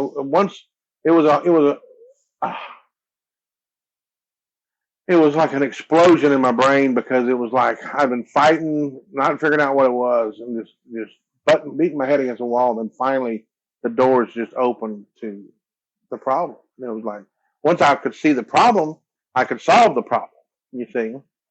But until I could see what the problem was, I couldn't fix it. I just knew I had a problem. And that was just frustrating as all get out. And so then it just started that. And then Pete was like, that's kind of cool. I said, oh, dude, you come here. I'll show you how to do it in 5 minutes. You'll have it, no problem. Well, he come and spent a few days. It's the first time he got to come to the house. And he goes, you a lying son of a bitch. I'm like, it's not that hard. But it was the ability to be able to see it. That's the thing. And so I found out that I am a little bit of an odd duck. And because all of my students, all of them, because I have 3, really 4. I've got 5 or 6, but that I teach carving to, there's only 3. And one doesn't want to do the carving, and he applies it to his sheaths. But it's just one of these deals to where it's all in the frame of mind, and the thought process, and the mental aspect of it's always broke. It's not one. It's like my brother. Me and him are so different because his mindset is this: if it ain't broke, don't fix it. My mind is always broke because there's always room for improvement. So nothing is ever fixed. Nothing is ever perfect. You can improve on it always. And if it's something that you can, if it's simple enough to where you can get it to a near perfect, you're not trying hard enough. You need to add difficulty. And that's how you just grow exponentially, you see. And so you got to be a little crazy, I think. So, but So, that's it in a nutshell, you know. so after you had all of this experience and trial and error and everything, and you're getting feedback, a few episodes ago, I was talking with Steve about him coming and learning carving and stuff from you. What was that like to be the subject matter expert in a field that you asked somebody like him to help give you feedback on? Well, I'll have to rewind that just a little bit. We were at Blade Show, Texas this last year, and he goes, "I'm coming to your house." In the house. And I'm sort of a hard ass, you know. I'm like, okay, when'd you come? And, this is Steve Schwartzer. You're not going to say, "Hey, would you like to be invited first?" And so anyway, he's like, "I want to learn how you carve." And I went down the rabbit hole with him about, you do realize, I don't teach this to everybody. It's something that's especially, so I'm not wanting to copy you. I'm wanting to learn how you control your tools. And there's so much to when you're holding, it's like anything you do. If it's grinding freehand, whatever, are you comfortable? If you're not comfortable, you're gonna suck at it. Okay. So it's having a work rest that you're comfortable on, and then the amount of pressure you apply, and then how you hold your handpiece, and what are you actually doing with it? Are you treating it like a gouge, or what? And with me, I treat it like a brush, like I'm sweeping away with it, and it's just very light pressure. There's no, and see, when the lighter the pressure, the more control. And so it's one of these deals. So you're using really super sharp stuff at high RPMs in most cases, and you're sitting there, but you've got to be able to. It's like he said. He said, "You're doing stuff." What he see, he's carved longer. Steve's been carving longer than I've been a knife maker. I've been a knife maker 35 years. Okay. What he was wanting to do, he actually would get there and hold on to my hand when I was carving and just feel the pressure and the rhythm that I have. And for me, I have a hard time focusing. I'm very music oriented. It controls. It calms me where I can focus. And so I put on my music, and it'll vary. If I want to change my style, I change my music genre. From country to hard rock to I'll go from Creed to Jason Aldean or Saya or whatever, and it'll change the way I feel because I'm carving through emotion. Okay. So I design through emotion. Everything is through emotion. It's like, how does it make me feel?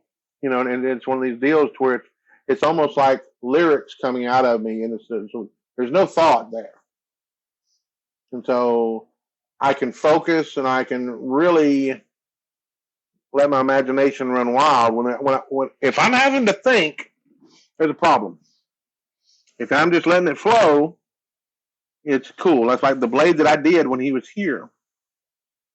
I had the blade cut out, everything. I had it ready to when he got here because he had basically 24 hours, and he wanted me to get one side to a point that where he can see the finishing. See, like I've shown the rough work. Rough work, anybody can do the rough work. At least I think so.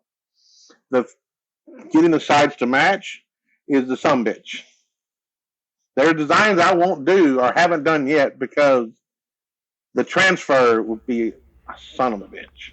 Yeah. And you can look at some of these designs that I've done and not see the difficulty in them.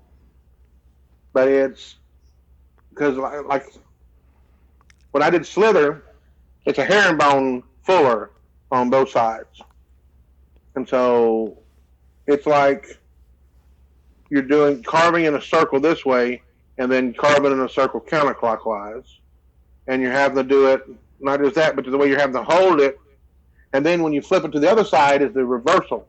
Yeah. And so you're having to teach your body this certain range of motion to where it may take you an hour to do the first couple pieces of herringbone, and then you get faster and faster after you're having to build the pathway in your brain to where it's like learning to walk. First you crawl, then you pull yourself up, then you fall and take a step or two, and then next thing you know you're walking pretty good, and then you're running. Okay, I'm having to do that. By the time I get to where I'm running, you got to start over and change, and you got to learn all over again because it's reversal of it. It's a mirror image of it. Yeah. That was such a bitch. Oh my God. And be mentally, and that's like I even called Van Barnett. I'm like, man, how the hell, what'll be a fast way to transfer this? He goes, Spence, do you know why gunsmiths and stuff like that engrave different scenes on each side? Like, so they don't have to transfer anything. He said, gotcha. He said, there's only one way I know of, and that's with a laser engraver, and then it'd be cheating. He's the same way I am. He likes to do it. If you can't do it through skill, it's not worth doing. You see? And that's like with Jordan's got a laser engraver, and me and him's talked about it. Like, I don't care what he does with it. He can use it to transfer. He said, but that's cheating. He said, that's not the point. You want to be able to pull it off through skill. And it's not, you're not going to get paid more than likely for it. It's the mental reward of you pulling it off through skill is the deal. That's like, these double grinders and all that that's great for production. Okay. But as far as a knife maker having a double grinder and then bragging on how good his grinds are, who gives a shit? You see? There's no skill involved in that. Now, it has its application. Now, everything I'm saying here is an opinion. Okay? It doesn't make it fact. People get all butthurt on stuff because a person has an opinion over it. So what? We all have opinions. I don't like tomatoes. You do. Doesn't make it right or wrong. It's just a difference of opinion. Yeah, I do like tomatoes. See? I knew there's something wrong with you. And, I guess you like cilantro too. Avocados. I like avocados, but marginal on the cilantro. Yeah. Nah, it's just the whole point is you're entitled to have a difference of opinion. There's nothing wrong with it. That makes it fun to me. And but that's the whole deal with all this kind of stuff. It's not being butthurt when a guy does do things different. You should be a little bit inquisitive about it. And I've had people just rip me up one side down the other. Well, this Master Smith said this is how it should be done. I'm like, well, then do it that way. I ain't telling you not to do it that way. It's just that I'm not doing it that way. Yeah, but you're teaching other people to do it a different way. I'm like, I'm not forcing anybody to do nothing. I mean, you wouldn't believe it, bro. I mean, it gets bad. Yeah, in knives, I would believe it. But I'm interested to know. So Steve was sitting there with his hands on your hands, feeling like you carving everything, and you're a sensory guy that's like carving. Doesn't bother me at all. You can stand right behind me. You can have your hand on my shoulder and be heavy breathing in my ear for that matter. It doesn't matter to me. If I know you're there just to observe, it doesn't matter. Now, if you're messing with me, yeah, that's one thing. But with him, I knew he did not have time. That's like for me being a long-winded individual, he'd get me back on track a few times. He said, I ain't got a lot of time. Get to work. I'm like, all right. So there was no offense taken by it, you see. And So it was just, he was wanting to know, and it's like, I gave him sources for stuff for my blending that I would never give anybody else. Sources that took me 5, 6 years of hard hunting to find. Equipment that saves him thousands of dollars. Finishing techniques that saves days. But the thing was, it's with Steve. I don't have, it's like I told him. I said, all this information is not. You didn't buy it. I would not take no money from him. He wanted to pay. I'm like, nope. I said, it's on loan. After I'm dead, you can do whatever you want to, and I won't care. Okay, but this is my information I'm loaning to you. Okay, you don't own it. That's my whole deal there. Now, as far as how to do guards and all that kind of stuff, I teach that to just about anybody. But I just don't have the patience or the time to teach just anybody. And I'm really, really, what's the term? I'm not very patient on explaining it over and over and over. And then I can be pretty tough. And so anybody that's ever been here and it's like I've had people come once. You're not a student until you've been twice. Okay. And because one thing, I have delicate people upstairs. Okay. You got to fit in upstairs just as much as downstairs. And I really don't really care about your skill set. It's your ability to pay attention, how respectful you are, and can you be trusted, and are you a good person? That was one of the deals about Jordan that I fell in love with, and Pete too. Is I fell in love with a person before they became students, and then Jordan very persistent too. I mean, he was willing to sleep in his truck for 2 days because I had no room for him. And we was putting on a boot camp here, which is like a grind in, whatever. Because I'm not a smith. A lot of people want to call me a smith, and even people that know, yeah, but Spencer's still a smith. And I said, no, I'm not. He said, but you know how? I'm like, no, but you can know technique, but until you actually strike hammer to hot steel and haven't, created something that way, you're not. And so I find it offensive for them to be called that. I'm not a smith. And see that the whole problem with the term smith is it means works with. So if you're a steelsmith, you work with steel. That I am. I do work with steel. But when you're a bladesmith, I work with blades. But we learn, for us, our opinion of a bladesmith is a guy that takes hot metal and he shapes his blades. And even like with somebody, there's two guys that are phenomenal at what I call hammer finish or planished finish. And that's probably the wrong term. But that's Jason Knight and Adam DeRozier and Haley. And they can take just and never put it hardly on a grinder at all, or even a piece of sandpaper, and just put an edge on it, and it looked pretty damn clean. It may look antique. It's like first time I ever chatted with Jason Knight was at Blade Show Texas last year, and I said something about his knives that I didn't think that it could be taken.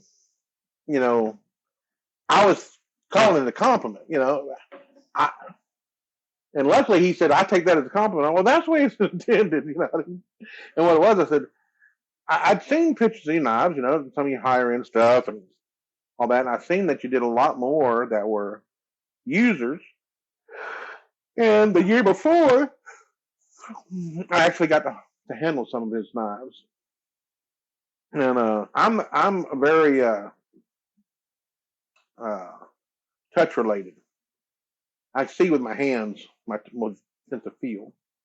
And I'm like, my first impression of them when I picked them up, the ergonomics and the flow and everything was spot on. But they were to me, it was just like an old, worn quilt. It felt so good. And he goes, "I've never heard it," but I take that as a compliment. I'm like, I promise that's what I meant by it. It was a compliment. It's just the way my brain works. Is it should be comfortable as it should feel as good in the hand as it performs, and that's what it was. It was just a warm, just a plaid feeling to it, to where there's nothing high def like mirror finish and anything like that there, but it's just the way my brain translates it. It just that warm fuzzy feeling. It's a satin finish on like your maples, your koa woods, and then your carbon steels. He likes 1084, 1080, and I just love them. They're beautiful, and I don't say shit like that there unless I mean it. I can say that guy does pretty good work or whatever. There's mastersmiths that are not true. Excuse me. There's masters that do phenomenal work. I don't like their work, but I can appreciate the artist. Their skill level and everything they do. It's just not my taste. And but his, I actually do like his work. And but I didn't want everyone to say it until I actually touched it, because some knives just photograph well. And so, at any rate, and he'd handled my knives before, and wasn't really impressed with the designs, and so I should have not liked, but I take honest critique as a privilege. I would rather somebody say I don't like your knives. I appreciate the artistic work in it, but I don't like it's not my style, and not be offended whatsoever, because I appreciate the honesty. I can't stand somebody that will say something nice just to be nice, not to hurt your feelings. I'm not quite that sensitive. Yeah. Well, and that's something that I get the idea that it's around the knife industry a lot more than I'd like it to be. It's hard for me to get like good, honest criticism, right? It's constructive criticism, but because even if you ask for it, people are like, I'm still going to be very cautious about how critical I am. Let me explain something to you there. What a lot of people don't, a lot of the reasons why, like for me, when somebody asks me to critique them, it has a lot to do with,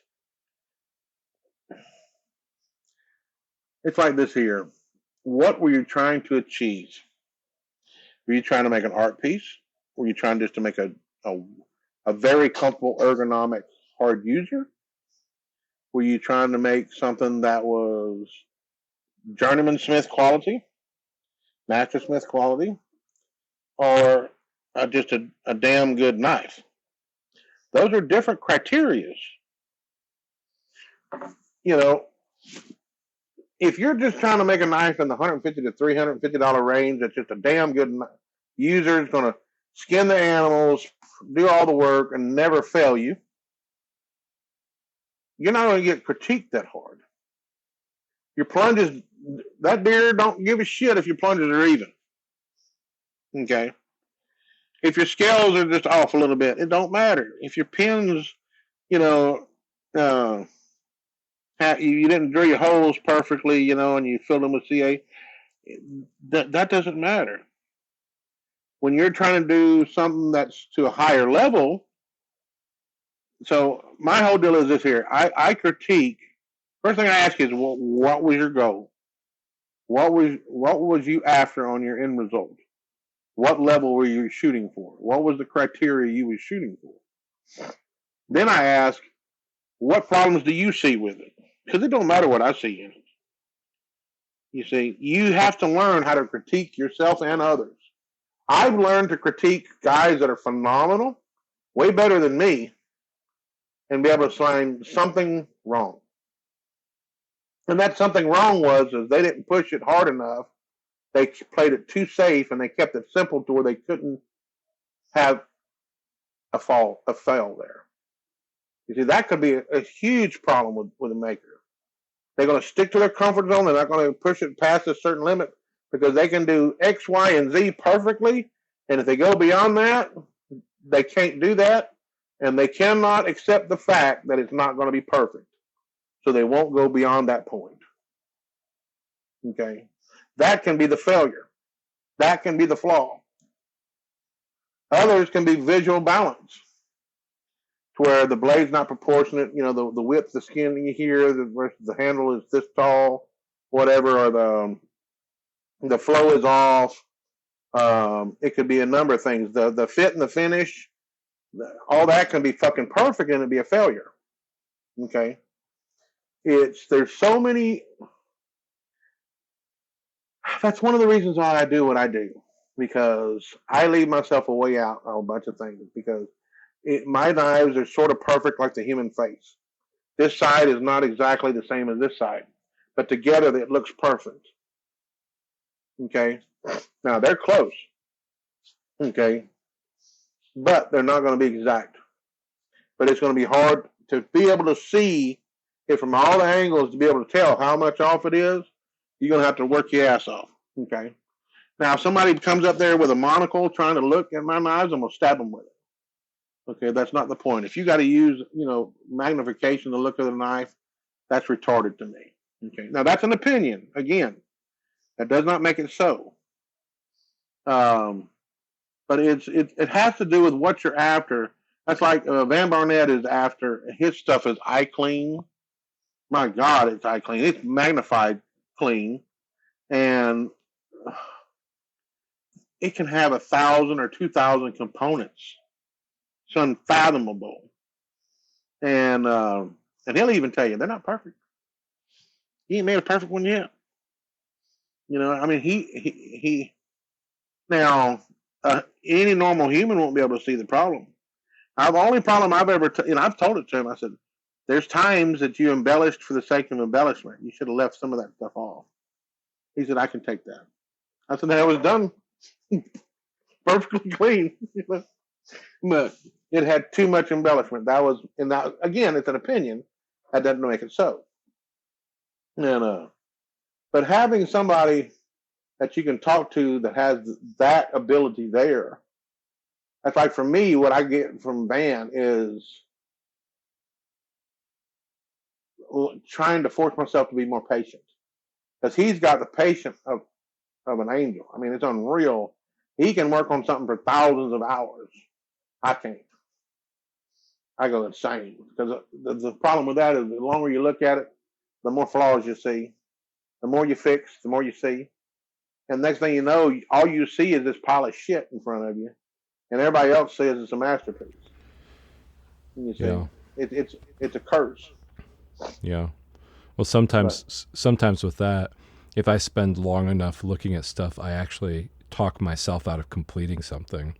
There's sometimes when flaws, I'm just like, like I need to start over again, because I don't think I personally can get past this thing. It's learning how to fool it, or just dropping the price. Because one of the things that I've trained my students is this here: if at all possible, you need to put forth the effort into it to see if you can turn it into something to make a buck off of it. Because now, there are exceptions to that rule. If it's going to cost more time than it warrants, you need to have the skill to be able to turn it into something. But once you have the skill, I could fix it and do this here with it, but it's not worth the time. That's okay to scrap it. Because again, you don't want to waste the time on it. If you've already gained the knowledge off of fixing something, you don't need to do it twice. But it's just one of these deals to where it's the knife making. There's so many directions you can go with it. Folders, the different types of folders. Like I like doing, I call it artifact style, to where you're playing with textures and patinas, to where it looked like it come out of a tomb. but in really great, shape.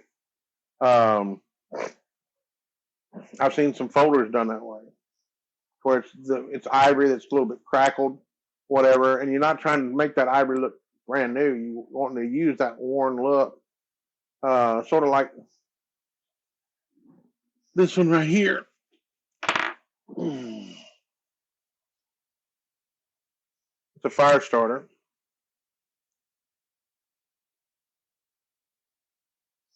Not trying to get rid of the fire, keeping that, leaving that there, and some of the tool marks,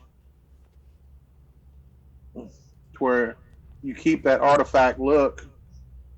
You're not trying to make it look perfect, you see. Yeah. You want it to feel pretty good. And this one has the carving that you like. Mm-hmm. And the sculpted guard, but see, it's textured. And it's not about making it, it's just character. But it's not for everybody. I mean, you're going to have people that, man, I hate that. It looks like shit. Well, you're not wrong. It's making what you like and the way you like it. And hopefully there's at least 100 other people on the planet that likes it too. And you can make a living at it. But whatever you like and you have fun building is what you should build. Don't let other people tell you differently. If it's brute de forge, if it's railroad spike knives, whatever it is, if that's your passion and you like doing that, that's what you should do. Don't build something that you don't enjoy building because somebody told you that's what you're supposed to build. That's the ultimate failure, is that. Because the whole point is to have fun. And to build something that tells the world a little bit about you, And so, I think that's the whole thing right there. Have fun doing it and create it in a way that, is distinct to you, and go with that. Yeah, Spencer. I mean, I'll always be a fan, and I really appreciate you taking the time to talk and drop these pearls of wisdom, because I hope it means something to people, and I know it will. But the fact that you're willing to invest the time and talk and just kind of shoot the bull and everything with me it's a great honor. I'm glad you listened. You didn't fall asleep on me or nothing, and didn't tell me to shut the hell up. So it's been pretty good. Oh, if you talk to my wife at all, you would know that I'm long-winded. So I mean, I like talking for a long time, and I like listening and talking and listening. So I mean, that's just kind of the way it goes. When you talk and listen a lot, then you just have long conversations. Yeah, we need to do this again. Maybe not to put up there, but if you wanted to, it'd be fine. And because I go live every Sunday, and my whole problem is like I don't have you there to ask questions. That's what sucks. Because I'll talk from time immemorial if I got somebody there to ask the right question. So, anyway, you have a wonderful night, and I've really enjoyed this. Yeah, it's Betty Bye time, and I really appreciate you spending the time talking with me. Thank you for listening to another episode of the Good Old Blades podcast. Remember that you are loved, and God bless.